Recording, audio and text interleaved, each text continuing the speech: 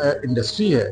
وہ اس وقت تک گرو نہیں کر سکتی جب تک اس کو آج کل کی جو کرنٹ ریکوائرمنٹس ہیں،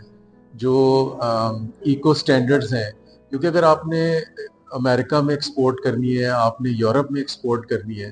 تو آپ نے جو ان کے سٹینڈرڈز ہیں ان کو میٹ کرنا ہے، تو پھر آپ کو وہ تمام کام اور وہ تمام سٹیپ لینے پڑیں گے جو ان کی ریکوائرمنٹس ہیں۔ اس چیز کو سوچے بغیر کہ جی وہ یہ جو آپ کے اوپر کیوں امپلیکیشن کر رہے ہیں کہ جی آپ کو وہ ویسٹ واٹر ٹریٹمنٹ پلانٹ لگانا ہے، آپ کو اپنی پروڈکٹس کے فلاں فلاں سرٹیفکیٹس لے رہے ہیں، آپ نے اس مارکیٹ میں پینیٹریٹ کرنا ہے، اور اگر آپ نے اس مارکیٹ میں پینیٹریٹ کرنا ہے تو اس کے لیے نہایت ضروری ہے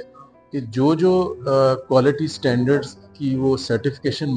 مانگتے ہیں، آپ کو اس کے اوپر توجہ دینی ہے، اور یہ آپ کے اپنے لیے فائدہ مند ہے۔ آج اگر آپ اپنی انڈسٹری کے اندر انوائرمنٹ کے حوالے سے اور ڈفرینٹ کوالٹی سٹینڈرڈ کے حوالے سے کام کریں گے تو یہ آپ کے امپلائیز کے لیے بھی بہتر ہے، آپ کے لیے جیسے آپ کے ہیزرڈس مٹیریلز ہیں، آپ کے فائر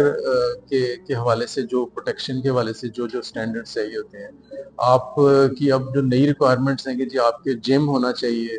آپ کے باتھ روم صاف ہونے چاہیے، آپ کا باتھ روم اتنا ہی صاف ہونا چاہیے جتنا ڈائریکٹر کا باتھ روم ہے، تو یہ کیا لوگوں کے لیے فائدے کے لیے، تو میرا خیال ہے کہ یہ بڑا ضروری ہے کہ یہ جو اور یہ ایسی کوئی بات نہیں ہے کہ یہ چیلنج ہے جو آپ کے اپنے لیے فائدے مند ہے۔ ویسٹ واٹر ٹریٹمنٹ اور جو پولوشن ہے، یہ تو جیسے میں نے پہلے کہا ہے کہ یہ تو اگر کسی کی نہ بھی ریکوائرمنٹ ہے، فرض کریں کسی بائر کی نہیں بھی ریکوائرمنٹ ہے، تو پھر ویسے بھی کیا آپ اپنے گھر میں چاہیں گے کہ آپ کو کوئی گندا پانی ملے یا آپ کی فضا خراب ہو؟ آپ کی خواہش ہوگی کہ میرے گھر کے اندر فضا بھی اچھی ہو، میرے گھر کے اندر کسی قسم کے پانی کے اندر بھی کنٹیمنیشن نہ ہو، اور میں بڑے آرام سے اور سکون سے اپنی زندگی گزاروں۔ تو جو آپ کا بزنس پلیس ہے، جو آپ کی انڈسٹری ہے، وہ بھی ایک طرح سے آپ کا گھر ہے۔ تو جو چیلنجز ہیں جو کسٹمر ریکوائر کرتا ہے وہ تو سیکنڈری ہے، پرائمری تو یہ ہے کہ آپ ان چیلنجز کو میٹ کرنے کے لیے اپنی انڈسٹری کو کنٹیمنیشن سے ختم کریں۔